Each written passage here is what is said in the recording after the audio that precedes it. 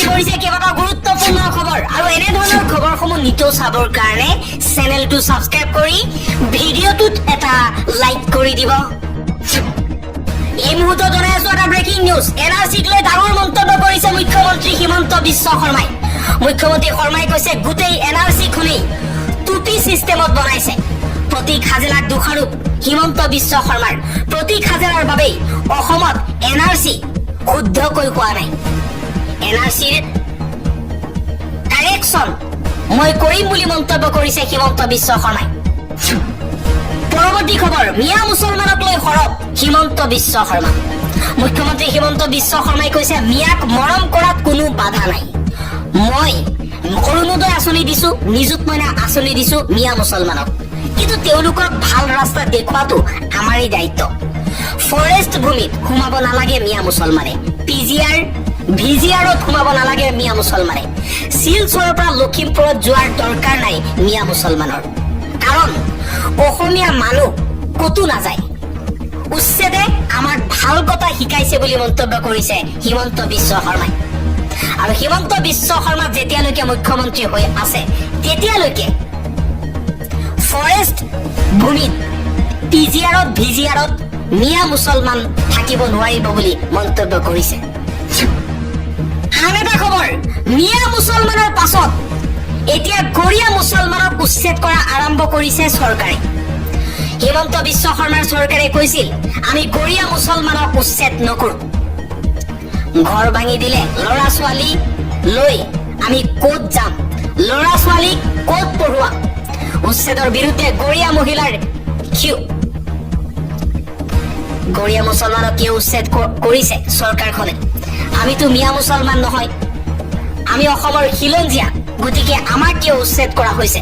কান্দি কান্দি হিমন্ত বিশ্ব শৰ্মাৰ ওচৰত কাতৰ অনুৰোধ জনাইছে গৰীয়া মুছলমানে। আমাৰ মাটি বাৰী নাই, আমি ক'ত যাম? উৰিয়াম ঘাটত উচ্ছেদিত গৰীয়া মহিলাৰ এই কিয়? উৰিয়াম ঘাটত বহু গৰীয়া মুছলমান আছে। মিয়া মুছলমানক আগতে উচ্ছেদ কৰিছে, এতিয়া গৰীয়া মুছলমানক উচ্ছেদ আৰম্ভ কৰিছে। আজি গৰীয়া মুছলমানক উচ্ছেদ কৰাক লৈ প্ৰতিক্ৰিয়াৰ সৃষ্টি হৈছে। এই গৰীয়া মুছলমান মহিলাই কৈছে এতিয়া উজনি অসমৰ গৰীয়া সংগঠন ক'ত আছে, কিয় তেওঁলোকে একো মাত মাতা নাই? পৰৱৰ্তী খবৰ, ধুবুৰীত থাকিব shoot at sight order. Durga Puja ধুবুৰীত থাকিব শ্বুট এট চাইট অৰ্ডাৰ। পৰিস্থিতি বেয়া কৰিলে কঠোৰ ব্যৱস্থা গ্ৰহণৰ হুংকাৰ হিমন্ত বিশ্ব শৰ্মাৰ। দুৰ্গা পূজাত ধুবুৰীত গণ্ডগোল কৰিলে কথা বেয়া হ'ব। দুষ্কৃতিকাৰীক দেখা মাত্ৰেই আৰক্ষীয়ে চলাব পাৰিব গুলী। আন এটা খবৰ, অসমৰ মুছলমানক হিন্দু হোৱাৰ আহ্বান জনাইছে প্ৰাক্তন বিজেপিৰ বিধায়ক শিলাদিত্যদেৱে। 17টা অনুসূচিত জাতিৰ মৰ্যাদা দিয়া হ'ব যদি অসমৰ মুছলমান হিন্দু হয়। অসমৰ মুছলমানক হিন্দু হোৱাৰ আহ্বান জনাইছে শিলাদিত্যদেৱে। শিলাদিত্যদেৱৰ এই মন্তব্যক লৈ সংখ্যালঘু সংগ্ৰাম পৰিষদকে ধৰি সংখ্যালঘু সংগঠনে সমালোচনা কৰিছে শিলাদিত্যদেৱক। শিলাদিত্যদেৱে অসমত পুনৰ অশান্তিময় পৰিৱেশৰ সৃষ্টি কৰিবলৈ এনেকুৱা মন্তব্য কৰাৰ অভিযোগ সংখ্যালঘু সংগঠনৰ। পৰৱৰ্তী খবৰ, অমিত শ্বাহৰ ব্যাখ্যাত অসন্তুষ্ট। পদত্যাগ নে গৃহবন্দী কটাক্ষ কৰিছে বিৰোধীয়ে। দেশৰ ৰাজনীতিত উপৰাষ্ট্ৰপতি পদত্যাগৰ নাটকীয় পৰিস্থিতিয়ে নতুনকৈ বিতৰ্কৰ সৃষ্টি কৰিছে। 21 জুলাইত জগদীপ ধনখৰে হঠাৎ পদত্যাগ কৰাৰ পাছত তেওঁ ক'ত আছে, কেনেকুৱা অৱস্থাত আছে, এই প্ৰশ্নই ৰাজনৈতিক মহলত এক উত্তপ্ত পৰিস্থিতিৰ সৃষ্টি কৰিছে। এই ঘটনাক লৈ গৃহমন্ত্ৰী অমিত শ্বাহে শেহতীয়াকৈ সংবাদ মাধ্যমত দিয়া সাক্ষাৎকাৰত তেওঁ কৈছে যে জগদীপ ধনখৰ সাংবিধানিক পদত থাকোঁতে সংবিধান মানি চলি ভাল কাম কৰিছে। শাৰীৰিক অসুস্থতাৰ বাবে কাৰ্যকাল শেষ হোৱাৰ আগতেই পদত্যাগ কৰিছে। এই বিষয়টো অতিৰঞ্জিত কৰাৰ প্ৰয়োজন নাই। কিন্তু অমিত শ্বাহৰ এই মন্তব্যই বিৰোধী শিবিৰক সন্তুষ্ট কৰিব পৰা নাই। ৰাজ্যসভাৰ সাংসদ তথা জ্যেষ্ঠ অধিবক্তা কপিল চিবালে এক্স হেণ্ডেলত প্ৰতিক্ৰিয়া জনাই অমিত শ্বাহক প্ৰত্যক্ষ প্ৰশ্ন কৰে। অমিত শ্বাহজী কওকচোন, জগদীপ ধনখড়জীয়ে এতিয়া হস্পিটেলত চিকিৎসাধীন হৈ আছে নে যোগাসন কৰি আছে নে টেবুল টেনিছ খেলিছে? শিৱালে অভিযোগ কৰে যে উপৰাষ্ট্ৰপতি পদত্যাগৰ পিছত ধনখড় প্ৰায় গুৰুত্বপূৰ্ণভাৱে নোহোৱা হৈ পৰিছে। আনকি তেওঁৰ নিৰাপত্তাৰক্ষীৰ সৈতে যোগাযোগ কৰিব নোৱাৰাৰ কথাও বিৰোধীয়ে উত্থাপন কৰিছে। পুনৰবাৰ চৰকাৰৰ বিৰুদ্ধে বিস্ফোৰক মন্তব্য কৰিছে ছয়দা হামিদে। মিয়াক লৈ আকৌ ছয়দা হামিদৰ মহা বিস্ফোৰণ। অসম এতিয়া ভয়ানক হৈ পৰিছে বুলি বিতৰ্কিত মন্তব্য ছয়দা হামিদৰ।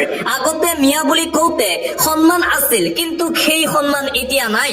এতিয়া ঘৃণা আৰু গালিলৈ পৰিণত হৈছে মিয়া শব্দ। উচ্ছেদ সম্পৰ্কে ভাষণত ছয়দা হামিদৰ এই বিতৰ্কিত মন্তব্য। পুনৰবাৰ এই মন্তব্যক লৈ আৰম্ভ হৈছে বিতৰ্ক। মিয়াক লৈ আকৌ ছয়দা হামিদৰ এই মহা বিস্ফোৰণ। আৰু আনপিনে বিতৰ্কিত ছয়দা হামিদক পুনৰবাৰ উভতি ধৰিছে মুখ্যমন্ত্ৰী হিমন্ত বিশ্ব শৰ্মাই। আমি সকলো মিয়াক বাংলাদেশী বুলি কোৱা নাই, কিন্তু ছয়দা হামিদে সকলো মিয়াক বাংলাদেশী সজাইছে। আমি সকলো মিয়াক বাংলাদেশী কোৱা নাছিলো। ছয়দা হামিদে সকলো মিয়া লোকক বাংলাদেশী কলে। মিয়াইকে হামিদৰ বিৰুদ্ধে আন্দোলন কৰিব লাগে। মিয়া লোকে ৰাজপথত আহি প্ৰতিবাদ কৰক হামিদৰ বিৰুদ্ধে।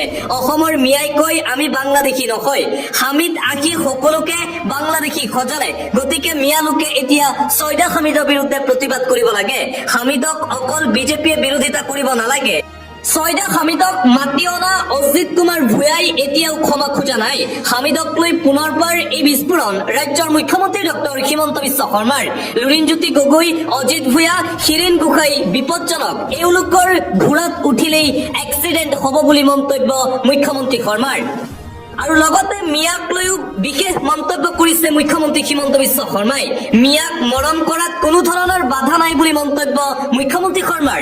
নিযুত মইনা আঁচনি, অৰুণোদয় আঁচনি ময়েই দিছো মিয়া লোকক। সকলোকে ভাল ৰাস্তা দেখুওৱাটো আমাৰ দায়িত্ব। মিয়া লোকক আমি ভাল ৰাস্তা দেখুৱাইছো। শিলচৰৰ পৰা লখিমপুৰলৈ যোৱাৰ কোনো দৰকাৰ নাই মিয়া লোকৰ। অসমীয়া মানুহটো কেতিয়াও নাহে বেলেগ স্থানলৈ, গতিকে মিয়া লোকো যাতে বেলেগ স্থানত নাযায়। বনাঞ্চলতহে উচ্ছেদ হৈছে, চৰত হোৱা নাই। বনত সোমাব নালাগে, সকলোৱে শিকিব লাগে সেই কথা। কোনো বনাঞ্চল দখল কৰিব নালাগে। বন কটা কাৰণেই এতিয়া আমি ঘামি আছো। শিলচৰৰ পৰা লখিমপুৰলৈ যোৱাৰ কোনো দৰকাৰ নাই মিয়া লোকক। ময়ে অকল ঘামি থকা নাই, মিয়াও ঘামিছে। গছ গছনি কাটি মিয়াই দখল কৰিছিল বনাঞ্চল, যাৰ বাবে উচ্ছেদ চলাবলগীয়া হৈছে। বনাঞ্চলতহে উচ্ছেদ অভিযান চলোৱা হৈছে। চৰত কোনো ধৰণৰ উচ্ছেদ অভিযান চলোৱা নাই। পুনৰবাৰ মিয়াক লৈ এই ডাঙৰ মন্তব্য কৰিছে ৰাজ্যৰ মুখ্যমন্ত্ৰী ডক্টৰ হিমন্ত বিশ্ব শৰ্মাই।